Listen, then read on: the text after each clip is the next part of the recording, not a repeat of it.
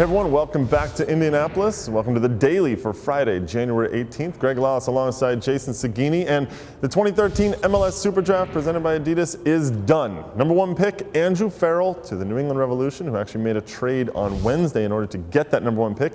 Number 2, Carlos Alvarez to Chivas USA, as expected, as Chelis, the coach, told us. But really, the story of the day was all of the trades. A lot of teams moving up to get certain players. Jason, what are the trades that really stuck out to you in this one? For me, it was Vancouver trading up to the 4 spot to get Kekuta Mana. One, I didn't think they would need to do that. I thought Mana would drop further in the draft, but it just goes to show you how highly regarded the teenager was when it came to the MLS teams in this draft. And look, he's going to pay off someday. Everyone thinks he's going to be a huge player. So you look at what Vancouver did right there, taking Mana and Hurtado. That's a lot of speed added to a team that already has Darren Maddox. Another club that moved up, the Seattle Sounders, moving up to get Eric Zavaleta with a trade, and the local hero, Indiana product, won the NCAA championship just in December, and a good player. We're not sure whether he's going to play forward or defense. He himself said he's not really sure where they're going to play, but the busiest club on the day were Toronto FC.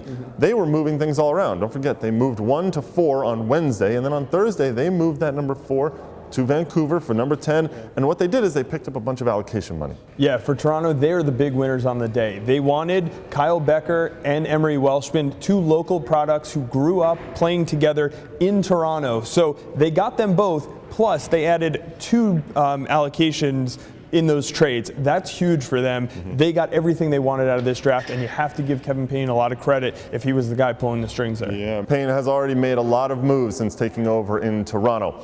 Well, that's it for the Super Draft. You can get all of the information you need about it, see what picks your club made. Go to MLSsoccer.com/SuperDraft for all of that. And next week, keep an eye out for Inside the Super Draft, our annual series on MLSsoccer.com. We're going to go behind the scenes with the New England Revolution and the Colorado Rapids, plus some players this year, including number 1 pick Andrew Farrell, number 2 pick Carlos Alvarez, and U.S. Youth International Walker Zimmerman. All of that on Inside the Super Draft coming next week.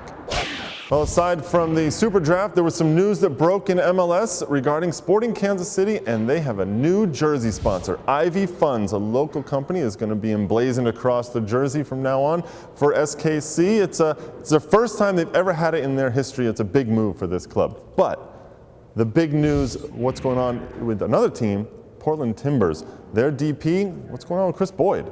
Oh, Kris Boyd looks to be out in Portland. That's what reports are saying. And Caleb Porter hinted at it when he had his introductory press conference for the Portland Timbers, and he said, I don't know if he really fits the system that I want to play. And you also have to look at Bright Dike. He's really emerged this year and become a player who you think is a must start in MLS. Caleb Porter really likes him, so that made Boyd expendable. Remember, Boyd was taking up a designated player slot. He was taking up a lot of salary space, so getting rid of him is huge for Portland. It allows them to do a lot of things this season. Well, Caleb Porter starting to make that team the way he wants it to look. They only had 1 pick in the Super Draft on Thursday, but they have some more in the supplemental draft, which will take place next Tuesday. We're going to have full coverage here on MLSsoccer.com, so make sure you check that out.